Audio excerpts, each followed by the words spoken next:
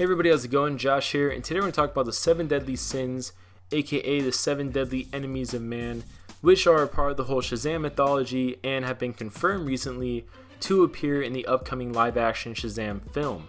So beforehand, we only knew Dr. Savannah was going to be a part of it, but now with the 7 deadly sins involved as well, it definitely gives Shazam a lot more enemies to fight, and also it kind of makes a lot of sense because if they introduce the Shazam family, or Captain Marvel family for more of the OG fans, you definitely need more villains to fight, and I would rather have them fight the 7 deadly sins than fight, let's say, like a bunch of drones or like clay monsters of sorts that Dr. Savannah were to summon or something along the lines of that.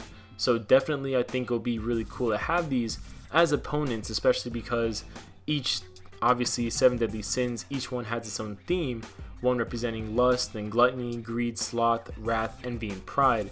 So I think you could really do a lot with that with regards to not only character designs but power sets as well.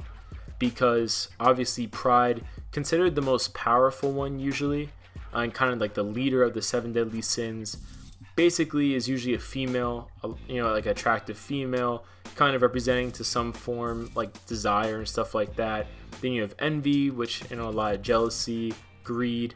I don't really feel like I need to go over each single one in detail because I feel like the name kind of says everything more or less, but I definitely think this will be a really interesting and hopefully really visually dynamic, because probably CGI, but really visually dynamic creatures and stuff like that we'll get in this movie. I definitely think that would be something cool to have. Now, in the previous mainstream DC comics, they were captured by the original wizard Shazam and sealed within the Rock of Eternity. But in the New 52, that was all changed, and instead, they are originally a part of Pandora's Box, which comes from Earth 3. And this is the same Earth 3 that is home to the crime syndicate.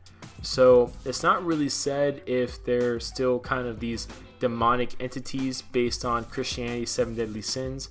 It's not really said if that's still their OG origin. All we know is that now they're from Earth 3, and Pandora, from the whole Flashpoint event, releases them when she gets Pandora's box and the whole Trinity of Sin thing, all that stuff. And it's a very convoluted kind of plot line the New 52 did, and at this point I don't even think they're really acknowledging it anymore. But that kind of led into New 52 Shazam, because after being freed from Pandora's box way back in 8000 BC or BCE, they were imprisoned by Black Adam. And from there it gets really interesting. Captain Marvel / Shazam fights them, defeats them, all that stuff, and eventually they will get re-imprisoned in the Rock of Eternity. However, in the New 52, they don't get re-imprisoned, and Pandora actually kills one of them. So it definitely kind of takes a different turn than the traditional Captain Marvel mythos. But what I'm assuming happens is they'll probably get re-imprisoned in this movie.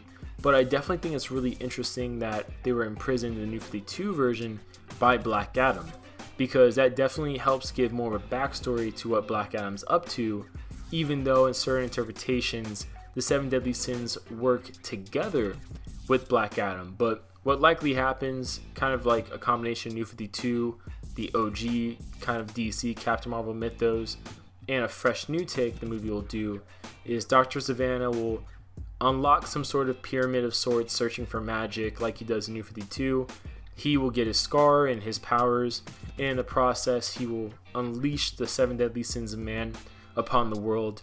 And for whatever reason, they target the most evil man in Philadelphia, which leads us to why they end up getting in conflict with Shazam the way they do.